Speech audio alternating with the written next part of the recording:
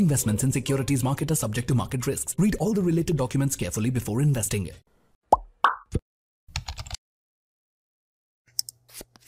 தமிழ் நண்பர்கள் அனைவருக்கும் வணக்கம். நீங்கள் பார்த்து கொண்டிருப்பது ஷேர் மார்க்கெட் அகாடமி. இந்த வீடியோவில் கடந்த ஒரு சில நாட்களாக செபி மற்றும் என்எஸ்சிலேருந்து ஒரு சில சர்க்குலர்ஸ் வந்திருக்கு. அதை பற்றி நம்ம இந்த வீடியோவில் டீட்டெயில்டாக பார்க்கலாம். ஸோ அதுக்கு முன்னாடி இந்த மாதிரி ஸ்டாக் மார்க்கெட் ரிலேட்டடான இன்ஃபர்மேஷன் அப்டேட்ஸ் எல்லாம் உடனுக்குடன் நீங்கள் தெரிஞ்சுக்கணும் அப்படின்னா நம்மளோட டெலிகிராம் குரூப்பில் ஜாயின் பண்ணிக்கங்க. லிங்க் நான் கீழே டிஸ்கிரிப்ஷனில் கொடுத்துருக்கேன். அப்படியே நம்ம யூடியூப் சேனலையும் சப்ஸ்கிரைப் பண்ணிவிட்டு வீடியோ பிடிச்சிருந்துச்சு அப்படின்னா லைக் பண்ணிவிட்டு உங்கள் ஃப்ரெண்ட்ஸுக்கும் ஷேர் பண்ணி விட்டுருங்க. ஃபஸ்ட்டு என்எஸ்சிலேருந்து வந்த சர்க்குலர் பார்க்கலாம். இந்த சர்க்குலர் நவம்பர் 13 என்எஸ்சியில் உள்ள ஃபியூச்சர் அண்ட் ஆப்ஷன்ஸ் டிபார்ட்மெண்ட்லேருந்து வந்திருக்கு. இந்த சர்க்குலர்ல என்ன சொல்லியிருக்காங்க அப்படின்னா 45 ஸ்டாக்ஸை புதுசாக எஃப்என்டோ கேட்டகரியில் ஆட் பண்ணியிருக்காங்க.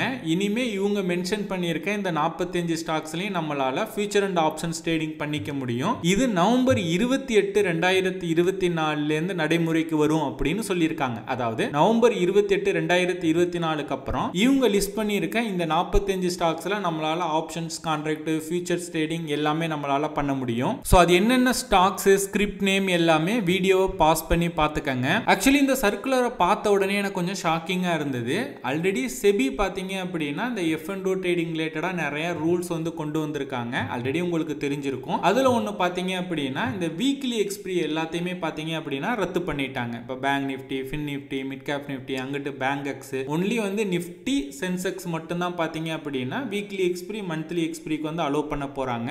அதையும் இம்ப்ளிமெண்ட் பண்ணிட்டாங்க. இதை ஏன் அப்படின்னு அவங்க ரீசன் சொன்னாங்க அப்படின்னா ரீட்டைலர்ஸ் வந்து நிறைய பேர் வந்து எஃப்என்டோ ட்ரேடிங்ல தான் லாஸ் பண்றாங்க, அதனால தான் இந்த வீக்லி எக்ஸ்பிரியை நாங்க கட் பண்றோம் அப்படின்னு சொல்லியிருந்தாங்க. அது வரவேற்கத்தக்கது. ஒரு பக்கம் செபி அந்த மாதிரி ரூல்ஸ் கொண்டு வந்துட்டு இந்த பக்கம் என்எஸ்சி புதுசா 45 ஸ்டாக்ஸை எஃப்என்டோ கேட்டகரிக்குள்ள ஆட் பண்றாங்க அப்படின்னா அப்போ ஸ்டாக்ஸ்ல எஃப்என்டோ ட்ரேடிங் பண்ணா ரீட்டைலர்ஸ் லாஸ் பண்ண மாட்டாங்களா அப்படிங்கிற சந்தேகம் வருது. ஆல்ரெடி ஸ்டாக்ஸ்ல ஆப்ஷன்ஸ் ட்ரேடிங் பண்ணியிருக்கவங்களுக்கு தெரிஞ்சிருக்கும். இண்டெக்ஸை விட ஸ்டாக்ஸ்ல ஃபியூச்சர் அண்ட் ஆப்ஷன்ஸ் ட்ரேடிங் பண்றது தான் ரிஸ்க் அதிகம். இந்த மாதிரி இருக்கிறப்ப என்எஸ்சி இந்த புதுசா 45 ஸ்டாக்ஸை ஆட் பண்ணியிருக்கிறது மேபி அந்த வீக்லி எக்ஸ்பிரியை கட் பண்ணதுனால ஆகிற ரெவன்யூ லாஸை ஈடுகட்டுறதுக்காக இந்த மாதிரி பண்றாங்களா அப்படிங்கிற சந்தேகமும் வருது. அட் எண்ட் ஆஃப் த டே ஒரு ரீட்டைல் ட்ரேடரா கமெண்ட் பண்ண முடியுமே தவிர எதுவும் நம்மளால சேஞ்ச் பண்ண முடியாது. என்எஸ்சி இந்த 45 ஸ்டாக்ஸ் புதுசா எஃப்என்டோ கேட்டகரியில் ஆட் பண்ணியிருக்கிறத பத்தி நீங்க என்ன நினைக்கிறீங்க அப்படிங்கிற உங்களோட கருத்துக்களை கீழே கமெண்ட் பண்ணுங்க,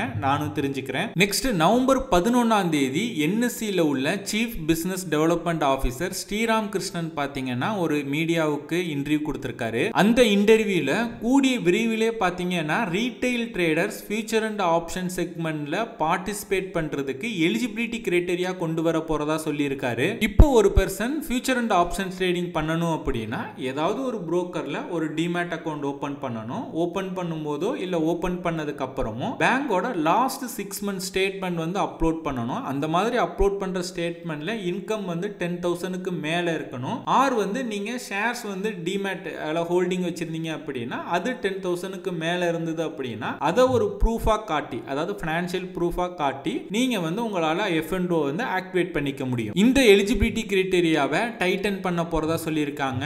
மேபி அவங்க இந்த நம்பர்ஸை வந்து இன்க்ரீஸ் பண்ணலாம். இப்போ 10,000 அப்படிங்கிறத 50,000 இல்ல 1 lakh, 3 lakh, 5 lakh அப்படிங்கிற நம்பரை இன்க்ரீஸ் பண்ணலாம். ஆர் வந்து ஐடிஆர் ஃபைல் பண்ணியிருந்தா தான் எஃப்என்டோ ஆக்டிவேட் பண்ண முடியும். அல்ல அந்த மாதிரி கூட அவங்க கொண்டு வரலாம். இதை இன்னும் அவங்க அஃபிஷியல் சர்க்குலரா சொல்லல, ஜஸ்ட் இது நியூஸ் மட்டும்தான். நீங்க ஒரு ஃபுல் டைம் ட்ரேடரா இருக்கீங்க இல்ல ஸ்டாக் மார்க்கெட்ல ட்ரேட் பண்றீங்க அப்படின்னா இந்த மாதிரி எல்லாம் நியூஸ் போயிட்டு இருக்கு அப்படிங்கறத தெரிஞ்சுக்கங்க. நெக்ஸ்ட் நவம்பர் 11 செபி கிட்ட இருந்து ஒரு சர்க்குலர் வந்திருக்கு. இந்த சர்க்குலர் பாத்தீங்க அப்படின்னா stock exchange, clearing corporation, depository, national payment கார்ப்பரேஷனுக்கு அனுப்பியிருக்காங்க. ஓகே, இப்போ இந்த சர்க்குலர்ல அவங்க என்ன சொல்லியிருக்காங்க அப்படிங்கறத நான் சிம்பிளா சொல்றேன். இப்போ நீங்க ஸ்டாக் மார்க்கெட்ல இன்வெஸ்ட்மெண்டோ ட்ரேடிங்கோ பண்ணணும் அப்படின்னா என்ன பண்ணணும்? ஏதாவது ஒரு புரோக்கர்ல நீங்க வந்து ஒரு demat and trading account open பண்ணணும். உங்களோட பேங்க் அக்கௌண்ட்ல இருந்து அமௌண்ட்டை புரோக்கர் அக்கௌண்ட்டுக்கு நீங்க அனுப்பணும். புரோக்கர் அக்கௌண்ட்ல இருந்து இருக்கிற அமௌண்ட்டை வச்சு நீங்க ஸ்டாக்ஸ்ல இன்வெஸ்ட்மெண்ட் பண்ணலாம், ட்ரேட் பண்ணலாம், நிஃப்டி, பேங்க் நிஃப்டி எல்லாமே நம்ம பண்ணிட்டு இருக்கோம். ஸோ இதுதான் இப்போ கரண்டா இருக்கிற சிஸ்டம். இப்போ செபி புதுசா 2 சிஸ்டம் வந்து கொண்டு வர போறாங்க.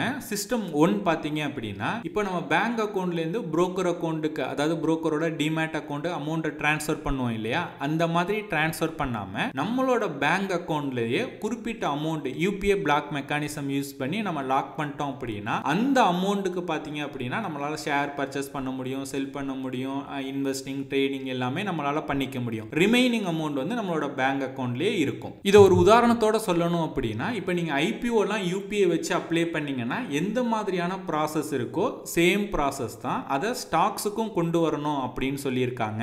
இன்னொரு சிஸ்டம் பாத்தீங்க அப்படின்னா புரோக்கர்ஸ் வந்து அவங்களோட கிளைண்ட்ஸுக்கு வந்து 3-in-1 டிமேட் அக்கவுண்ட் ஃபெசிலிட்டிஸ் வந்து ப்ரொவைட் பண்ணணும் அப்படின்னு சொல்லியிருக்காங்க. இப்போ ஒரு நபர் வந்து ட்ரேட் பண்றதுக்காக பேங்க் அக்கவுண்ட்ல அமௌண்ட்டை போடுறாரு அப்படின்னா இப்போ வந்து 100 ரூபாய் போடுறாரு, பட் 10 ரூபாய்க்கு தான் வந்து ஷேர்ஸ் வந்து வாங்கி விற்கிறாரு, மீதம் உள்ள 90 ரூபாய்க்கும் அதுக்கு வந்து இன்ட்ரெஸ்ட் வந்து கொடுக்கணும் அப்படின்னு சொல்லியிருக்காங்க. இப்போ பெரும்பாலான புரோக்கர்ஸ் வந்து 3-in-1 டிமேட் அக்கவுண்ட் வந்து ப்ரொவைட் பண்றது இல்ல, பட் ஒரு சில புரோக்கர்ஸ் வந்து இப்போ ப்ரொவைட் பண்ணிட்டு இருக்காங்க. இப்போ புரோக்கர்ஸ்க்கு செபி என்ன சொல்றாங்க அப்படின்னா ஒன்னு சிஸ்டம் 1 வந்து நீங்க ப்ரொவைட் பண்ணணும், அதாவது UPI பிளாக் மெக்கானிசம் ப்ரொவைட் பண்ணணும். அப்படி இல்ல அப்படின்னா இந்த மாதிரி 3-in-1 அக்கவுண்ட் ஃபெசிலிட்டிஸ் வந்து ப்ரொவைட் பண்ணணும். இப்போ ஆல்ரெடி இப்போ இருக்க மெத்தட் வந்து கிளைண்ட்ஸ் வந்து வேணும் அப்படின்னா அவங்க யூஸ் பண்ணிக்கலாம், இல்ல அப்படின்னா இந்த புதுசா இருக்கிற ரெண்டுல ஏதாவது அவங்க வந்து ஸ்விட்ச் பண்ணிக்கலாம். அவங்களோட புரோக்கர் வந்து என்ன ப்ரொவைட் பண்றாங்களோ UPI மெக்கானிசம் ப்ரொவைட் பண்றாங்க அப்படின்னா UPI மெக்கானிசம் யூஸ் பண்ணிக்கலாம், இல்ல 3-in-1 அக்கவுண்ட் ஃபெசிலிட்டிஸ் வந்து புரோக்கர் ப்ரொவைட் பண்றாரு அப்படின்னா அதை நீங்க யூஸ் பண்ணிக்கலாம். சோ இது ரெண்டுல எதை வந்து சூஸ் பண்ணணும் அப்படிங்கிறது புரோக்கரோட சாய்ஸ். நம்ம கிளைண்ட்ஸ் வந்து பாத்தீங்க அப்படின்னா இப்ப இருக்க சிஸ்டம் வேணும்னா யூஸ் பண்ணிக்கலாம், ஆர் வந்து பாத்தீங்கன்னா புரோக்கர் எது உங்களோட புரோக்கர் என்ன சிஸ்டம் வந்து செலக்ட் பண்றாரோ அந்த சிஸ்டத்துக்கு நீங்க மாறிக்கலாம். இது பிப்ரவரி 1, 2025 இருந்து புரோக்கர்ஸ் வந்து அமல்படுத்தணும் அப்படின்னு சொல்லியிருக்காங்க. அதாவது குவாலிஃபைடு ஸ்டாக் புரோக்கர்ஸ், அதாவது டாப்ல இருப்பாங்க இல்லையா, அதிகமா வால்யூம் வச்சிருக்கோங்க, அதிக கிளைண்ட்ஸ் வச்சிருக்கோங்க, அந்த மாதிரி டாப் கேட்டகரியில இருக்கிற எல்லா புரோக்கர்ஸுமே பிப்ரவரி 1, 2025க்கு அப்புறம் இதை வந்து இம்ப்ளிமெண்ட் பண்ணணும் அப்படின்னு சொல்லியிருக்காங்க. உண்மைக்குமே இது ரொம்ப கிரேட் இனிஷியேட்டிவ் அப்படின்னு சொல்லலாம். நிறைய ஃபினான்ஷியல் ஃப்ராட்ஸ் வந்து இதனால தடுக்கும். ரெஸ்ட் ஆஃப் த அமௌண்ட்டுக்கு நமக்கு பேங்க்ல இருந்து நமக்கு இன்ட்ரெஸ்ட் கிடைக்கும். ஸோ இது ரீட்டைலை பொறுத்தவரையும் நமக்கு வந்து ஒரு மகிழ்ச்சி செய்தி தான். ஸோ இந்த வீடியோ பார்த்துக்கிட்டு இருக்க உங்களுக்கு ஃப்ரீயா டிமேட் அண்ட் ட்ரேடிங் அக்கௌண்ட் ஆன்லைன்ல மொபைலே கிரியேட் பண்ணணும் அப்படின்னா அதற்கான லிங்க்ஸ் நான் கீழே டிஸ்கிரிப்ஷன்ல கொடுத்துருக்கேன். உங்களுக்கு எந்த புரோக்கர்ல ஓபன் பண்ணணும்னு விருப்பப்படுறீங்களோ அந்த புரோக்கர்ல நீங்க ஃப்ரீயா அக்கௌண்ட் ஓபன் பண்ணிக்கங்க. ஸோ அவ்வளவுதான் இந்த வீடியோ பிடிச்சிருந்துச்சு அப்படின்னா லைக் பண்ணுங்க. இந்த வீடியோ பற்றின கருத்துக்கள் மற்றும் உங்கள் சந்தேகங்களை கீழே கமெண்ட் பண்ணுங்க. இந்த மாதிரி ஸ்டாக் மார்க்கெட் ரிலேட்டடா நிறைய இன்ஃபர்மேஷன் அப்டேட்ஸ் எல்லாம் தெரிஞ்சுக்கணும் அப்படின்னா ஷேர் மார்க்கெட் அகாடமி யூடியூப் சேனலை சப்ஸ்கிரைப் பண்ணி வச்சுக்கோங்க.